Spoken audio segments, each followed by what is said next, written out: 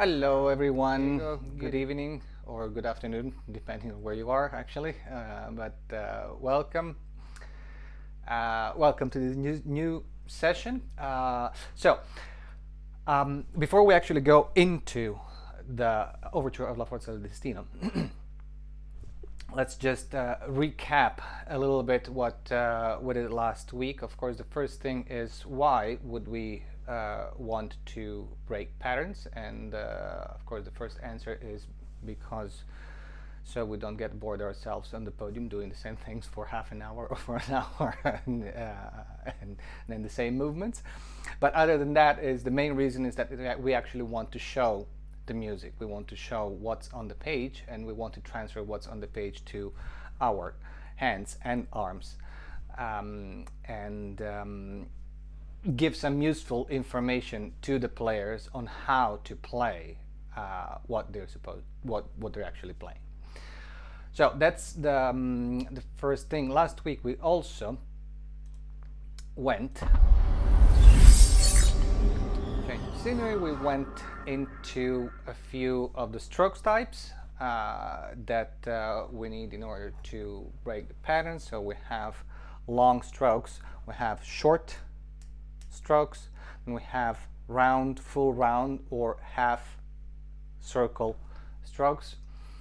We have the baton placement, meaning where is our baton supposed to be in relation to the conductor space. So is it outwards, is it inwards, is it up, is it down, is it wide, is it focused to the center, and so forth. The other two things that influence and have a play into how to break the patterns are orchestration and pitch registration. If you remember, pitch registration is the way, a visual way to put the notes in vertical space. You imagine a keyboard, you turn it upside down, and you have all your pitches here, and then you move up and down in that respect. The orchestration tells you, for instance, if you should start low, or if you should start, not just start, but if you should place yourself low at waist level, at chest level, or at eye level. This is because if you have a particularly light sound and you're conducting low, that sound automatically becomes heavier. So in vice versa, if you're conducting at eye level, the sound automatically gets a lift, sort of an airy quality. And all of this might sound a little bit like magic, but there is nothing magical in it, absolutely nothing. It's actually all really down to earth. These are things that the musicians, that we react. Musicians, if we were on the other side, we would react in the same way. Musicians react to this automatically without even knowing it. It's just a reaction that they have. Last week I had I gave another example of a baton stroke that players react to immediately, which is for a sforzando. It's one of the most effective that you can have. It's this kind of stroke. Welcome. And we were just going through a roundup of what we did last week and what we talked about last week, and I was showing actually one of the most effective and most immediate thing that you can try yourself whenever we'll all have again musicians in front of us to actually do this. But this you can also try with a very small group of musicians. You don't need a big orchestra or anything. You can try even with the pianist if you really want to. But when you do this, there's an immediate reaction to play a sforzando in there. So now let's come to tonight's subject. Now, tonight's subject is a piece that is actually one of my favorite pieces all around. It's La Forza the Overture of La Forza del Destino. It's a magnificent piece. It's done as a standalone piece as well, just exactly because it is so magnificent, although it's a little bit difficult maybe to put together along with other pieces because it has two harps in it, so the orchestration plays a little bit of a part in this if you have to program it. But anyway, we start from the beginning. We actually have right away two options. Oh, right.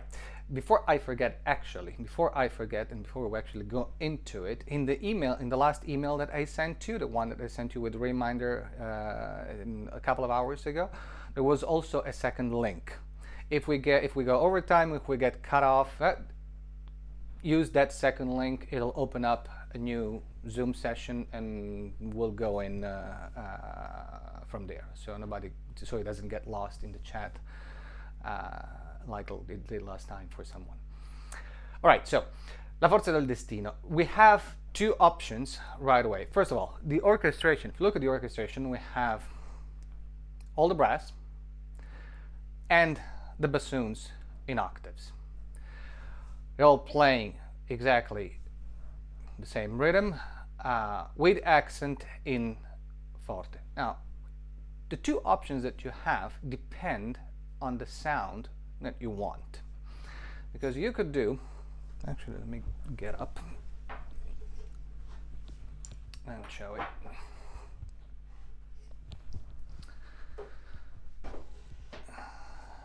You can do one thing. You can do something like this: pim pim pim pim pim pim. If you want a sound that is, let's say, a little bit quite strong, and it can get on the harsh side. This is because when you go down like this and you stop, you're actually stopping the sound. The musicians are not going to stop, but the reaction that they have is to have a very particular and very strong, very defined type of sound. If you want something that has the same strength but is a little rounder, then you can do pim pim pim. You see, the gesture is a little bit rounder on the arrival of the pulsing. Actually, let me do it from here. Pim pim pim at slow motion. If you do it the other way, pim pim pim, and you stop. Do you see the difference? Yeah, do you see the difference? That is going to have to affect the sound that the orchestra has. But it's up to you, whichever you want to. That depends on your interpretation. Now, there's a little trick here that I use very often, which is this: tim pim pim. On the third bar, and then on the 7, on bar number 7, you do this kind of movement: pim, sideways, and they'll immediately stop playing. The sound will stop immediately, without any tails of any kind, without the need to close it as if it was a hold of some kind, without anything. Pim pim pim pim pim pim. You guys see the difference here between one and the other? Yeah. Okay, good. Now, if we go on, then we start with. Now let's take a look what we have. The downbeat of the first bar is a rest. Now this is exactly, or almost, but the concept per se, it's exactly the same. It's exactly the same as the one that you have with the attacca of the first movement of Beethoven 5, where you have a pulseless upbeat, and then you have a stronger downbeat. The beginning of Beethoven 5, the first movement of Beethoven 5, you cannot do this type of movement because half of the orchestra will start on the first thing if you give it a whole lift with a pulse. one bar before, then it's unclear. So what you're going to have to do is a pulseless upbeat and then pulse on the downbeat. And this is the same thing. You have a pulseless upbeat, boom.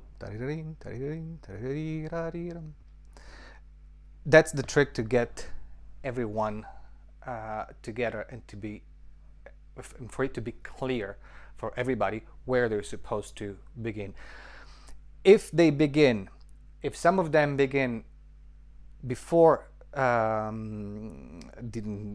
supposed to, that means that you're not being clear in what you're doing, and most likely you're adding an extra pulse excuse me, you're adding an extra pulse on the bar before, on the preparation.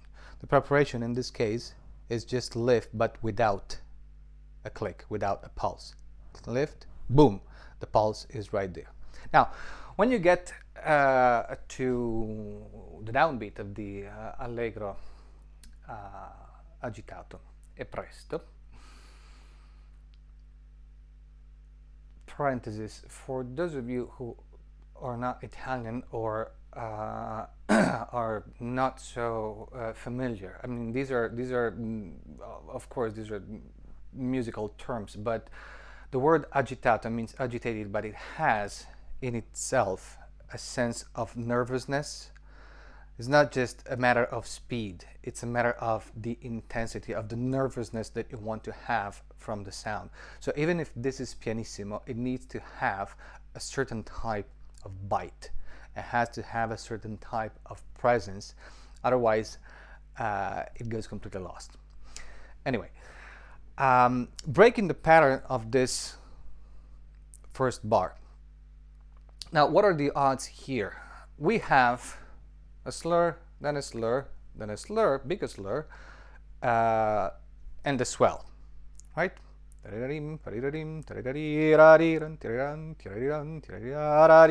where the phrase is going. So we could do an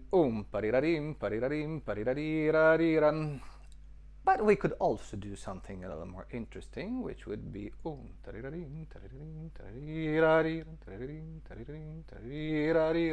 you see the difference? There's a half curve gesture in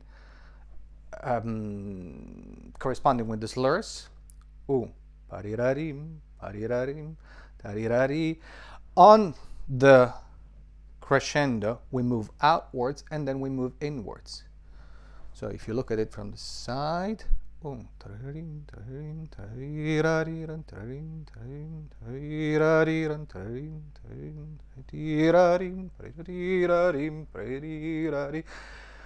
remember not to do this kind of thing and breaking the wrist so that you have like 1, 2, 3 point of reference. See,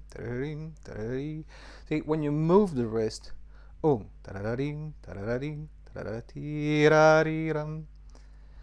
when you move back, the wrist doesn't move. You move the arm, in this case the forearm, and the wrist doesn't move.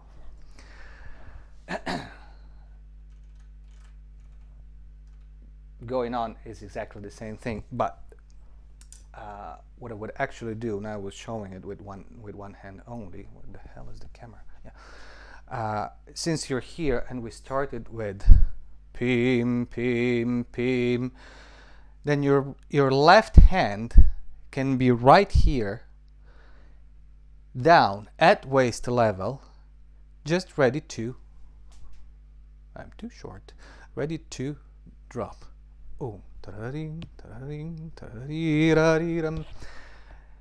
And if you do it with your left hand, then your right hand is free to just rest there and wait for its turn, which could be, for instance, the clarinet entrance, for example. It's not an obligation because you can also just look at them. They know they have to play. They have 3 bars, and you just look at them and they'll come in. But you could also use your right hand to cue them in this case, if you per se want to. The thing is that you're just conducting with your left hand, so your right hand is free right there and just waiting to be used. Now, moving on, it's exactly, of course, the same thing until letter A. Letter A, we have the same concept. We have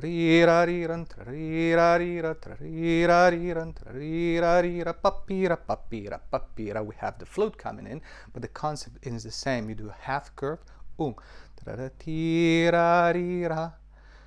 then on the diminuendo you come back.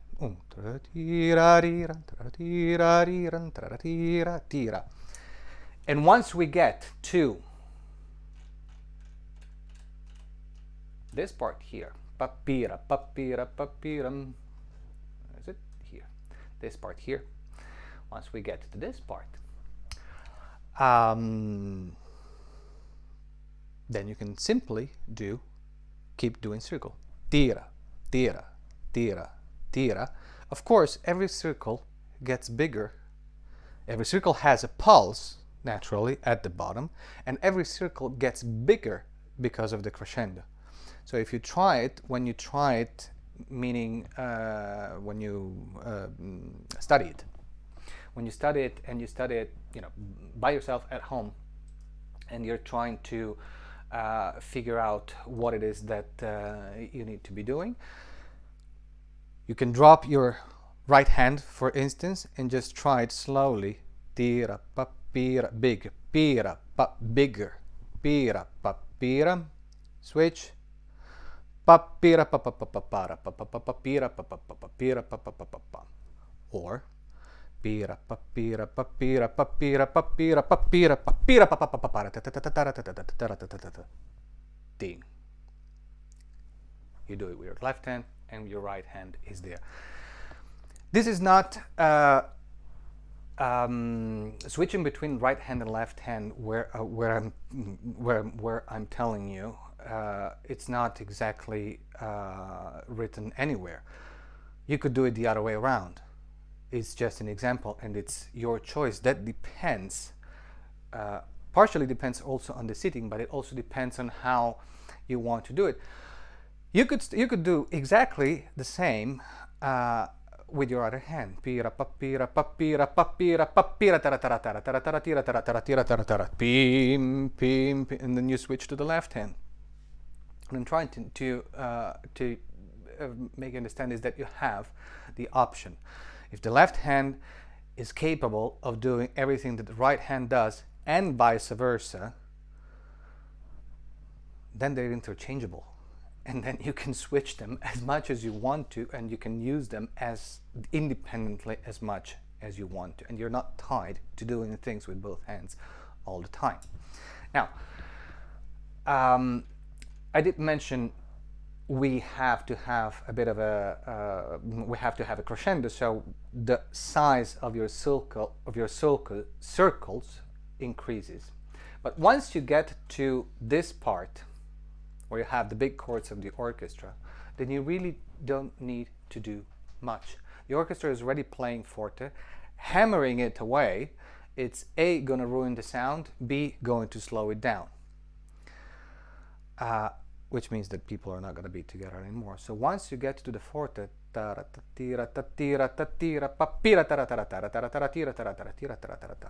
this much is enough. The energy is not in the size of the stroke, but it's in the size, it's in the intensity of the impulse that you give to the stroke. That's where the intensity is. Of course, we get to tempo primo, which is exactly the same. Then at letter B. Now, at letter B, we have flute, oboe, and clarinet with this lovely theme, right? But what we have underneath are pizzicatos of cello, violas, and second violins. So, of course, the first movement that you give is the pickup to the woodwinds line. If we split it, we have the woodwinds line would be something like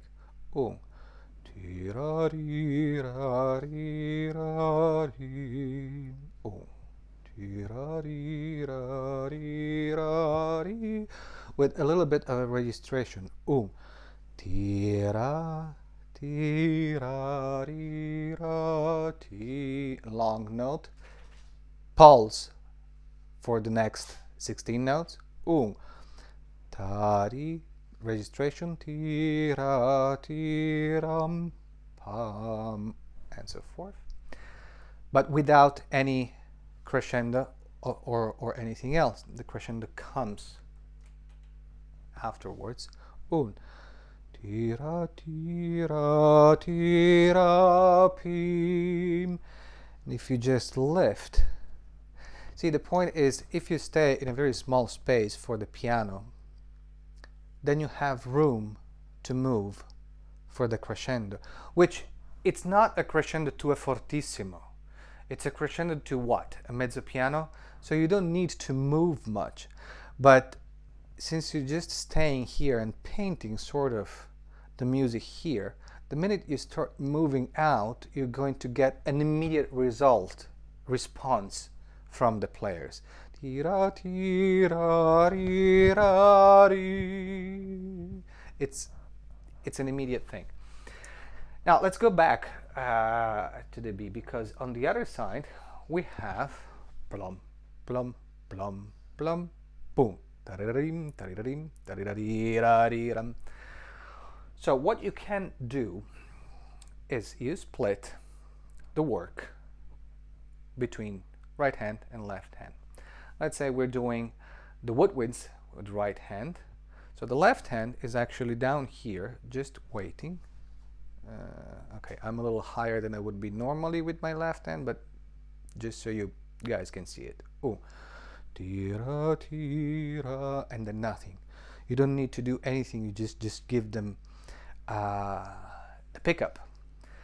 Technically, you don't even need to give them the pickup, because you're already giving the pickup to the woodwinds, and that's enough. My personal philosophy is less is more 90% of the time, if not more than that. So, but then when you get to the second bar, you have the first violins coming in, and you can do the same movement with your left hand. At which point you're combining, I'm all out of angle, but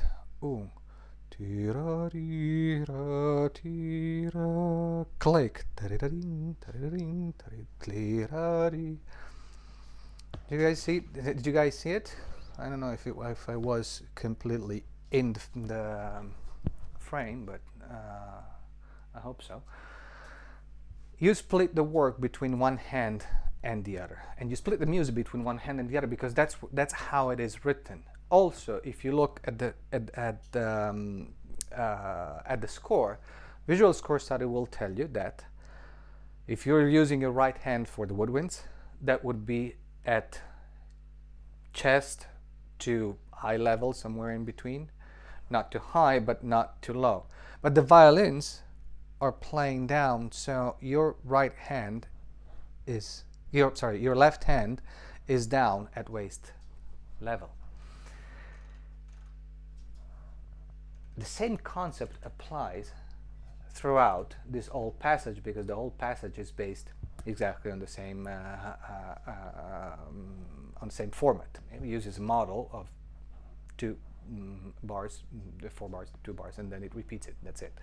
It just changes the harmony. So you can apply the same rules, the same concepts throughout this whole thing. Now, once you get to C, though, letter C is tricky for one different thing. Not so much for the conducting part, but for the tempo, because we're going from something that is clearly in 4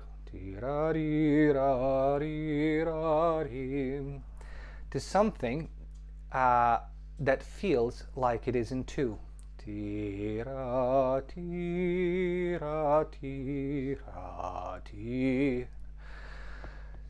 So the tendency here, or the one of the biggest mistakes here, is to actually do letter C slower than letter B, when in fact it's actually faster. So uh, the only even if you conduct this in 4, which is perfectly fine, you still gotta think it in 2 in order to move the line forward. Otherwise, it will sit on itself, and when it's time for the trumpet to come in a few bars later, it will feel incredibly heavy, and you're gonna have a problem in the tempo change that comes after that. This is part of the thinking ahead, of having a plan and a direction, knowing where you're going. That's how you think forward. It's like in a way, conducting is like it's like a game of chess. You have to know your moves in advance. You have to know in advance what it is that you're going to do and how you're going to do it and where. The good thing is that you do not have an opponent. You can plan everything ahead at home and then just deal with whatever comes that is not planned on stage. But in that respect, it's a little easier. Anyway, when we get to the andante mosso, again, look at the orchestration. It's pianissimo, mid to high register for everybody. No cellos, no basses, no bassoons, nobody. It's only playing in the lower of the lower strings. Only the violas are playing, and they're actually playing in the mid register, which means you should be somewhere at chest level. And if you are at chest level, then it means that you give yourself a chance to move up and to register the line. Tira, tira, tiram, pi. And you can open up a bit because of the crescendo. Ta, pim, pim, pim. Slightly doing this type of movement just adds a little bit of weight to the C sharp and the C natural. Tira, tim, pa, pim, pim, pim. It's very subtle because you don't actually need much. You're not, string players are not going to dig into the string here. This is just a slight change in weight, a little more vibrato and a little more weight, but not that much. And then you can come down on the 1, 2, 3 third bar of C and go pick up the cellos and the bassoon with same movement, circle, circle outwards and then inwards. Exactly the same thing after C. And then after that, the most important thing that you need to do, starting from here onwards, is absolutely nothing. Because there is a natural crescendo inside the orchestration. Verdi adds more sections, more instruments at every reiteration of the theme. So you just stay there, you enjoy it, you enjoy the ride, and you let them play, and it will come out absolutely wonderfully round in sound, which is exactly what you want here. Not heavy, not slowing down. And then the trick is when you get to this part, which is the entrance of the trumpet, and then going back to the presto tempo. Once you get here, tira pim pa ti ta pin ta tira tira tira tim, you stop slightly on the last movement of the bar, on the C, so that you can give a pickup in tempo for the 3/8. That means that you do on the last bar of this page, you do tira tira tira tam, you stop, tararira, tararira. The last movement is basically subdivided in two, meaning that you sort of beat, you beat the 4 of the bar, and then you make a subdivision in the tempo of the 3/8, so that everybody gets on the 3/8 at the same tempo. If you look at it from the side, would be the last bar. Tira tiram tiram tim pa pam prarara tarariram. Is that clear for everybody?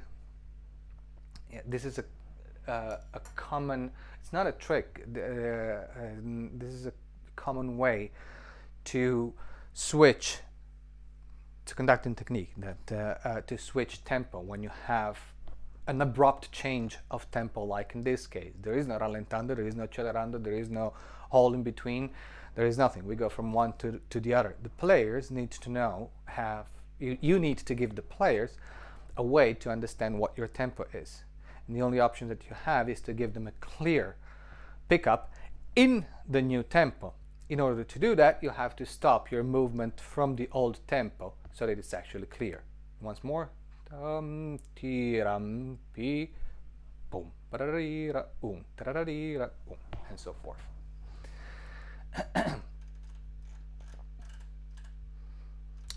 Now this is again the same type of idea, since you have slurs and then you have accents and then you have diminuendo, circle, tararatira, and outwards, tararatira. But you can do sort of a whole circle in order to be back in position for the next bar, because the model is 2 bars long, right? Tararatira, tararatira, tararatira, tararatira, tararatira, tararatira. If you do this kind of movement, you get the crescendo and you get the diminuendo, because you're actually coming back towards the same point of origin, towards where you started from. There is one thing that you really need to be careful, and I know I've said this already, but when you make circles, remember to pulse, tararatira, tararatira, because if you look at the score, for instance, the timpani are starting on the last, they have a triplet at the end of the bar.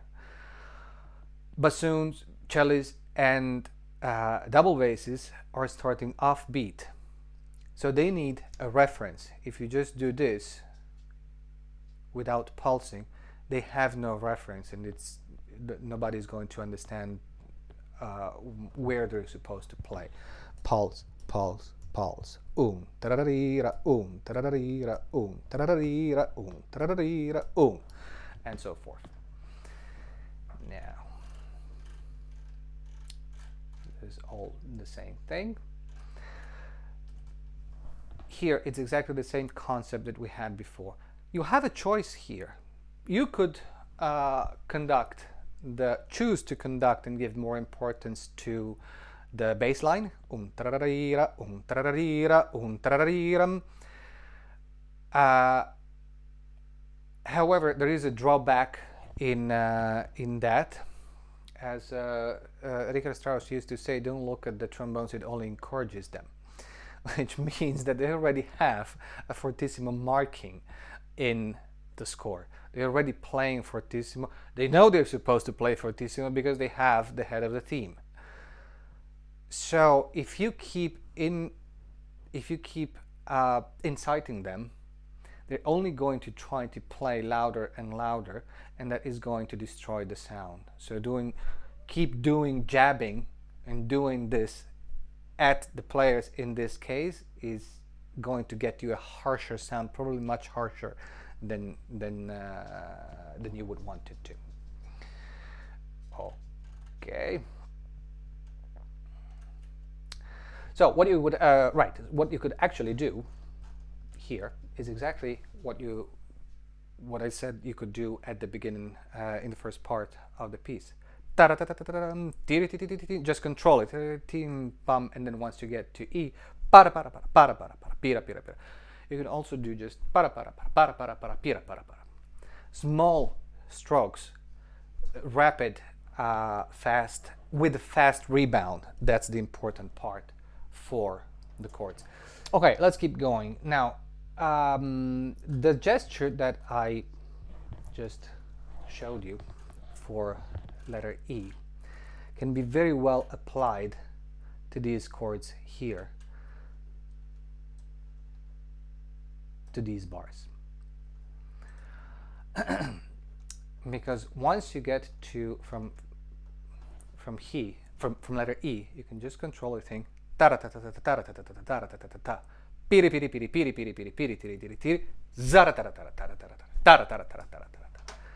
which means that you stay absolutely still.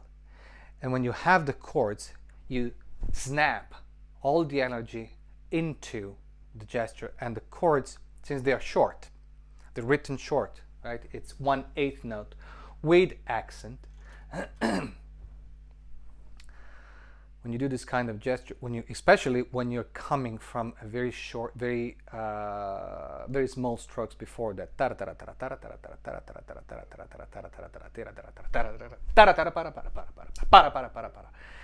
this is going to slam everything in the audience, which is going to get a really huge impact and a huge sound from it. Don't just think that the audience knows what's happening, because yes, some of them do, but not all of them, and there'll always be somebody in the audience that has never heard this piece before. This is and I know that we are doing the repertoire, and we know the repertoire, and if I have to do Beethoven, I don't know, I did Beethoven 5 I don't know, 25 times at the very least, just to throw a number. But the point is that, so for me, it's not a new piece. Beethoven 5 is not a new piece for a lot of people, but for some people in the audience, it is. This is the most important, one of the most important things that we need to remember as conductors, and it applies to every single piece. So when you have a score and when you read it and when you see a surprise like this, then you can try to actually conceal it from the audience, because if you're conducting small in front of you, the audience is not expecting that kind of impact. But if you arrive from here, from the page before, and you're doing yeah, I even hit the lamp, and big gestures, here we go, down, you know, you're giving away the surprise for everybody. Why? Let them have that snap that the music is writing. Just in front of you. It's so effective, both for them and for the players as well, because this is incredibly, you can't miss it. You can't miss it. Boom. Again, it's a very short rebound, but the starting point is always here. Tuck, tuck. When you get to the end, and your preparation for the chord, click sideways in this case. Very short rebound. And bum, bum. And the next stroke is, of course, the preparation for the following chord. After you've done that, then you're pretty much home free. You stop everything. And here at letter F, again, do not disturb the music. You have nothing to do. There is one clarinet, one oboe, and one flute. All they need is a look. Tira, tira, ti. Click, bloom. And you go down for the pizzicato. That's all you need. One upbeat for the single woodwind players. Tira, tira, ti. And on the last beat of the bar, You click and you give the upbeat for the pizzicato. When you do this, you're completely in front of you, still without doing any sort of arm movement and nothing. Click, down, click, down, and you have a perfect aplomb pizzicato with everybody. You don't even need to conduct the flute. Ooh, tira, tira, tira. You just come down and let it go. And now here we have the Allegro Brillante in 2. Ooh.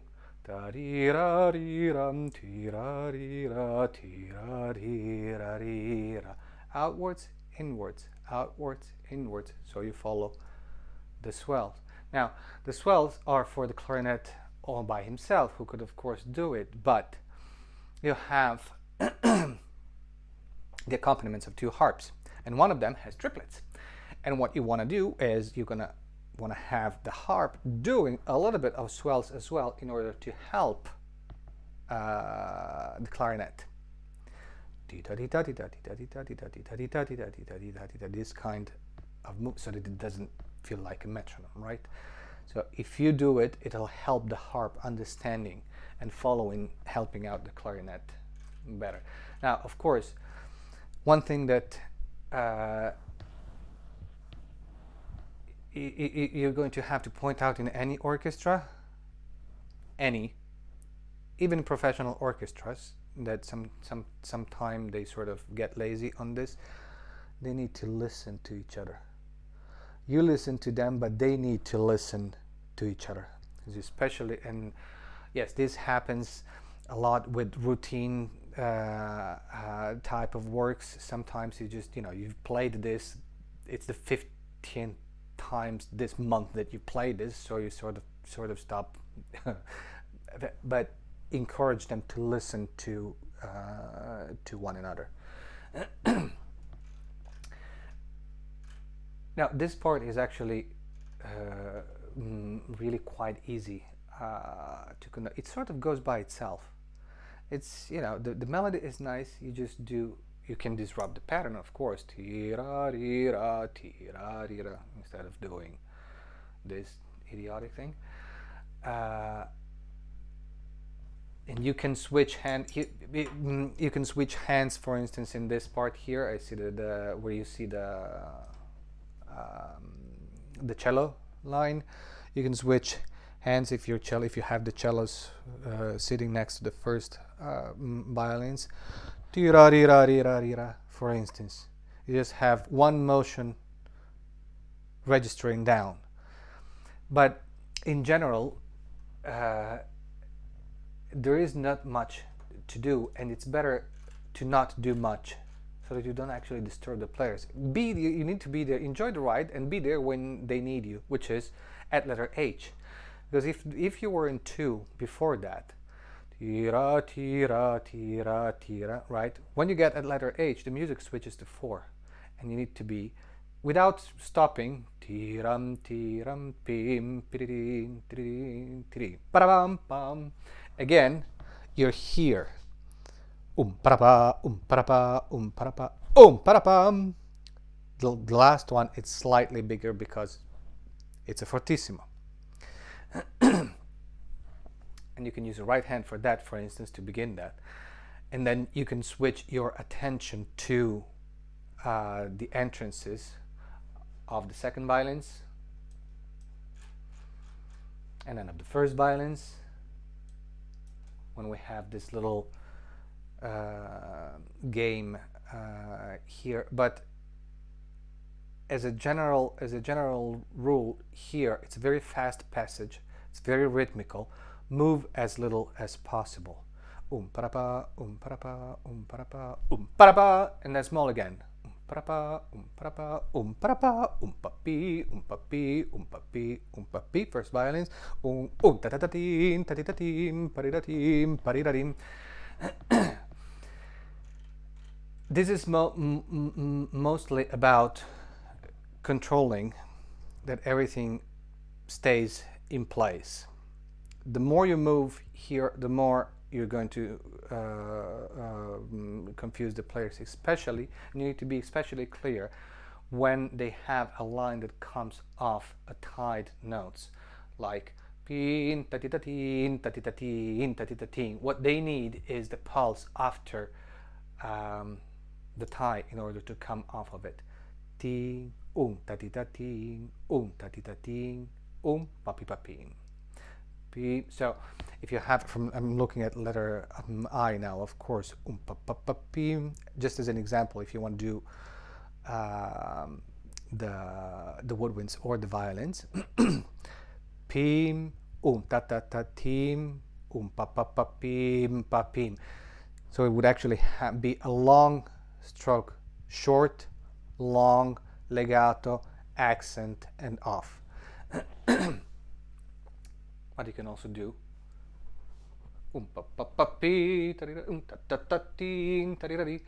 which means you combine the two things. Let me show you from the side.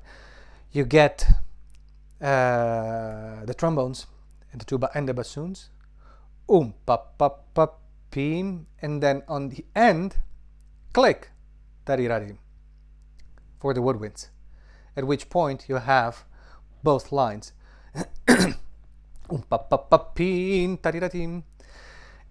And of course, moving outwards, you get the fortissimo on the third beat of the bar.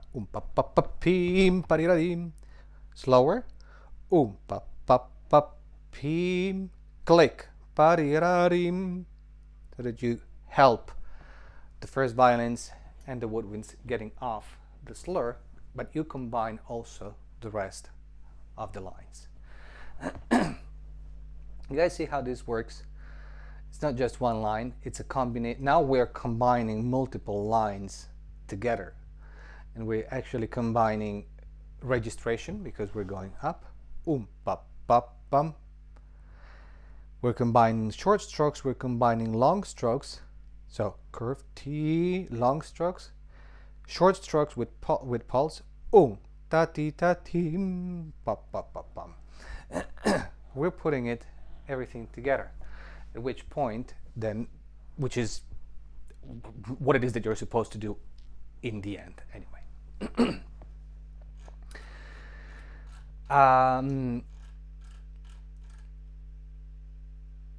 Right, this is another key point. When we get to this part,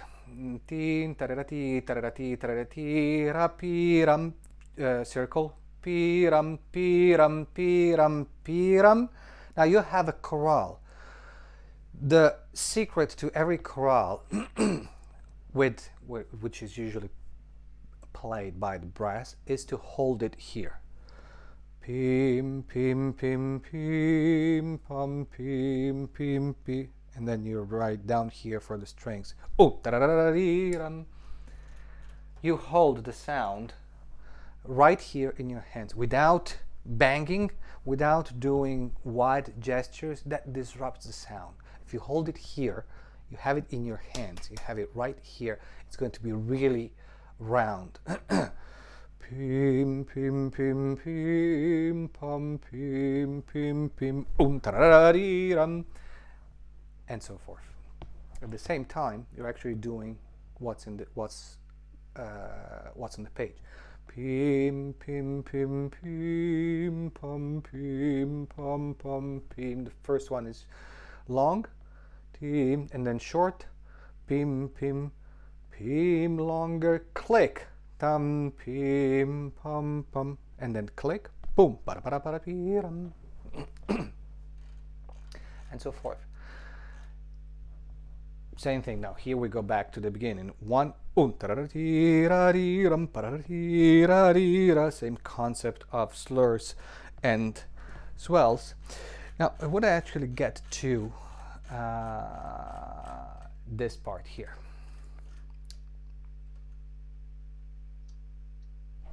which is the ritardando grandioso. Pam para piri piri piri piri piri piri piri piri tiri tiri tiri tiri tiri tiri tara tara tara tara tara tara tara tara tara tara tim pam pi. You can do this in 4 or you can do this in 2. but you have to give the orchestra an idea of what your tempo is in there. If you switch to 2, it's much easier than if you keep it in 4, because you're coming from this tempo.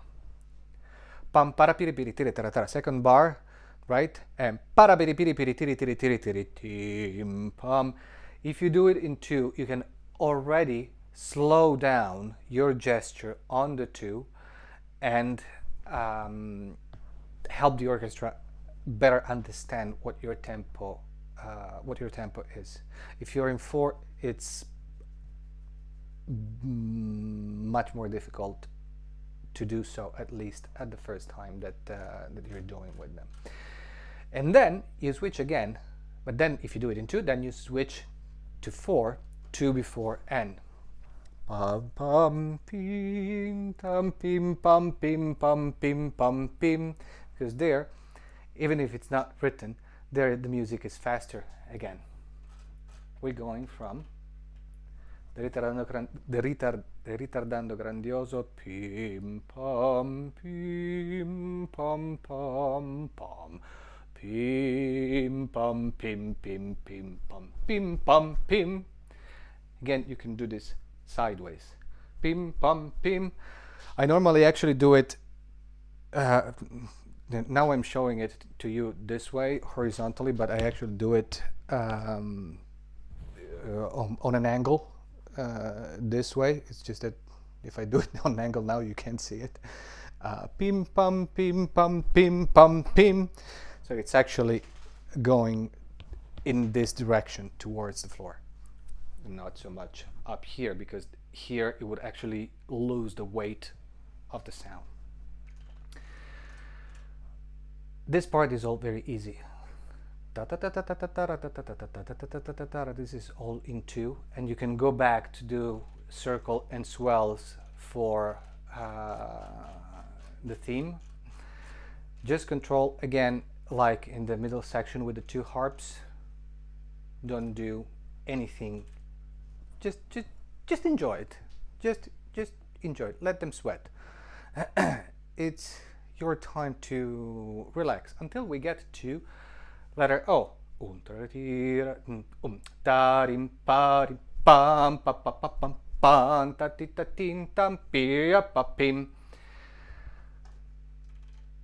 Did you see what I just did there? The second beat is actually stronger. Second and fourth are stronger than the first. So the first beat has a very small pulse, and the second beat has much stronger. Is much stronger in weight. And it's also round because it has a slur and it has a diminuendo in this case. On the third beat of 1, 2, 3, the third bar of the page, there is a pulse. Pi, pa, pi, pa. They need to get off the dotted quarter note. Parim, parim, pam, click, pa, pi, pa, pim, pa, click, ta, ti, ta, pim, pam, tirarirari, ta, tim, tarirarira. You follow the slur in the first violins and second violins, yeah. At which point we come parim, parim, pi, ta, ti, ta, tim, pa, pa, pi, pa, pirarirarim, pam, pam. Okay, and moving on, the concept is exactly the same. Afterwards, once you get to letter P, you stay up here. Pam pam pam pam pim pim pararam pam, and you stay up here. It's a piano improviso. That's one of the best way to do a pianissimo improviso, is to not drop down. Sorry, I'm just reading a message. Yeah, sure. Okay. And when we get to letter P, I was saying the pianissimo improviso. This works every time you have a pianissimo improviso. You have great energy before that, and then and then you stop at the top. You don't go down. At which point you get the pianissimo improviso and you get the lightness of the sound that you need. Pam pam pam pam pam pam pa. Actually, let me show it from the side. Pam pam pam pam pim pam tira pa tira tara tara tara tira tara tara tara. You're all the way up here instead of moving down. At which point you're controlling everything from your wrist, which means you also have a chance to do a più animato.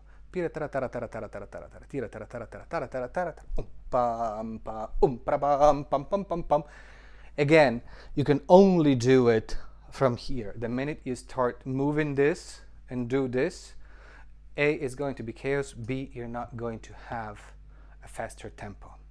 It's impossible. It's physically impossible. Also, your arm will get tired and you're going to slow down everybody. Also, in this part, if you look at it, what do you have? Papa, papa, papa, papa, pam, pam, pam, pim. That's the most important thing that you have to control. Papa, small. Papa, papa. 2. Pim, pim, pim, pim, pim, pim, pam. You can easily do this part of the chorale in 2, and then switch back to 4. This is exactly the same concept that you have, for instance, in Romeo and Juliet Overture, where you have, with Capulet and Montagues, they fight, and you have the swords crossing in the orchestra. It's exactly the same thing. From the second bar, slower, it becomes para para tara tara tara, tam piri piri piri piri, click, pam.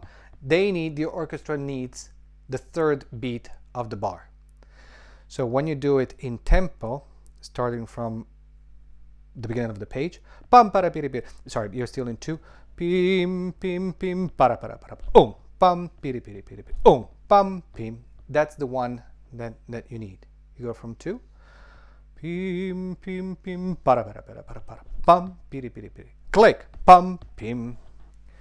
That's the most important one for everybody to go together. And again, you stay at the top after it. Piri piri piri piri. Pam piri piri piri piri piri piri piri tiri tiri tiri tiri tiri tiri tiri tiri. On the last page, you go into pim pim pim pim pim pim pa pa pa pa pi pa pe, which helps also not slowing down the horns and the trumpets and the trombones on the arpeggio.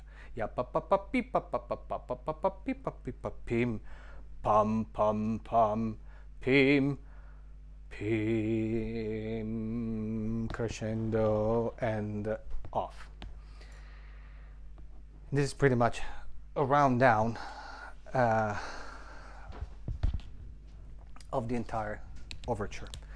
It's about, part of it is about breaking patterns, part of it is about controlling, and which also brings up a different type of issues, which is when do you lead and when do you let the orchestra go.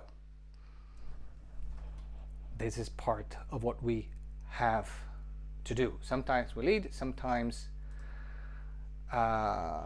we just let the orchestra free to move without interfering with what it is that they're doing. Do you guys have any questions?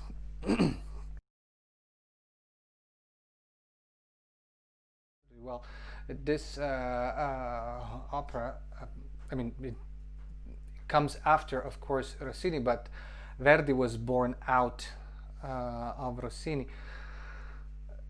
I have Rossini, Bellini, Donizetti, Verdi. That is the succession within a span of what, 30-40 years, and then Verdi started with the bel canto stuff, and all of it was influenced by Rossini himself, and then of course he moved on, but some things remain. Of course, it was ingrained in him, at least until much later in life, some 40 years after, a little less than 40 years after this opera, he wrote his final two. But anyway,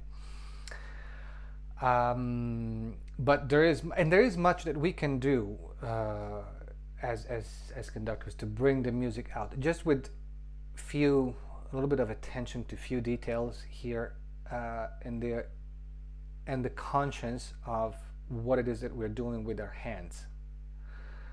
Then we can really help the players and the music come out, because the risk of which you often find in Verdi's overture and Verdi's music is it is fairly I want to say easy, it's not the right term, but it's somewhat easy to play in a certain respect, but the risk is to take the elegance out of it and to just sort of turning into a bad marching band, which is everything but. And especially at this point, he was already a very sophisticated musician. Look at the orchestration that we have here and the choices of how to put things and where. This is everything. This is everything but non-elegant in the way that it's written and in the way. So, you know, we kind of have to bring that part out as well and do the same, and not just, as I said, turn it into a marching band that makes a disservice to it. And yeah, well, I'm glad that you've enjoyed it. So next week we are actually going to go with A Soldier's Tale, the first movement of The Soldier's Tale, which is not much for obvious reasons, given the nature of the piece. It cannot be that much about breaking patterns because it's more rhythmical than anything else, although there are some chances here and there. But as it often happens with music that is so rhythmical, the most important thing is the rhythmical precision, especially when you change meter from one bar to the other. And then I'm actually thinking of taking have a break for Christmas, maybe the weekend of the Christmas, not doing a session on Christmas Eve. Well, besides the fact that my wife will kill me, but and aside from that, yeah, it doesn't. So maybe we'll skip a week and we'll go the week after, or we'll change the day. I don't know. I'll put it in the group chat and we'll see what it's better for everybody. Okay. Again, if you have any questions, as usual, just that come afterwards, just drop me a line somewhere. And again, if you enjoyed it, then just please let everybody know in the group as well, so the others will know too. And I will see you. You guys have a nice day and evening, and I will speak to you soon. Okay? Ciao. Thank you. Bye.